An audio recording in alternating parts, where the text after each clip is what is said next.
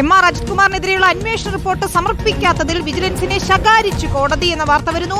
Thiruvananthapuram vigilance കോടതിയാണ് ശകാരിച്ചിരിക്കുന്നത്. ഈ മാസം 12-ന് റിപ്പോർട്ട് സമർപ്പിക്കാൻ കോടതി നിർദ്ദേശം നൽകുകയും ചെയ്തു.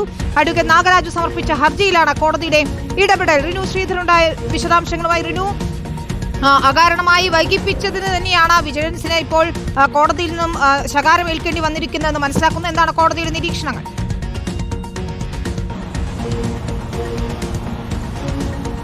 വിനീത, നിരവധി തവണ ഈ കേസ് മാറ്റിവെച്ചതാണ്. നെയ്യാറ്റിൻകര സ്വദേശി അഡ്വക്കേറ്റ് നാഗരാജു നൽകിയ പരാതിയാണ്, കോടതിയിൽ നൽകിയ ഹർജിയാണ്. അതായത് എം.ആർ. അജിത് കുമാറിന്റെ അനധികൃത സ്വത്ത് സമ്പാദനം വിജിലൻസ് അന്വേഷണം ആവശ്യപ്പെട്ട് നൽകിയ ഹർജിയാണ്. ഇതിൽ അന്വേഷണം നടത്തുവാൻ വേണ്ടി കോടതി അനുവദിക്കുകയും ചെയ്തിരുന്നു. തുടർന്നാണ് ഈ റിപ്പോർട്ട് സമർപ്പിക്കുന്നതിന് വേണ്ടി നിരവധി തവണ ഈ കേസ് മാറ്റിവെക്കുകയും ചെയ്തിരുന്നു. ഏറ്റവും അവസാനം ഇന്ന് ഇതിന്റെ റിപ്പോർട്ട് സമർപ്പിക്കണമെന്ന് കോടതി നിർദ്ദേശിക്കുകയും ചെയ്തു. തുടർന്ന് ഇന്ന് ഷിബു പാപ്പച്ചൻ വിജിലൻസ് ഡിവൈഎസ്പി കോടതിയിൽ ഹാജരായി പറഞ്ഞത് ഈ റിപ്പോർട്ട് സർക്കാരിന് സമർപ്പിച്ചിട്ടുണ്ട്, സർക്കാർ ഈ റിപ്പോർട്ട് അംഗീകരിച്ചിട്ടുണ്ട് എന്നുള്ളതാണ്. ഈ സാഹചര്യത്തിലാണ് കോടതി അത് ചൊടിപ്പിച്ചത്. കാരണം കോടതിയിലാണ് ഈ അന്വേഷണ റിപ്പോർട്ട് സമർപ്പിക്കുന്നതിന് വേണ്ടി വിജിലൻസിനോട് പറഞ്ഞിരുന്നത്.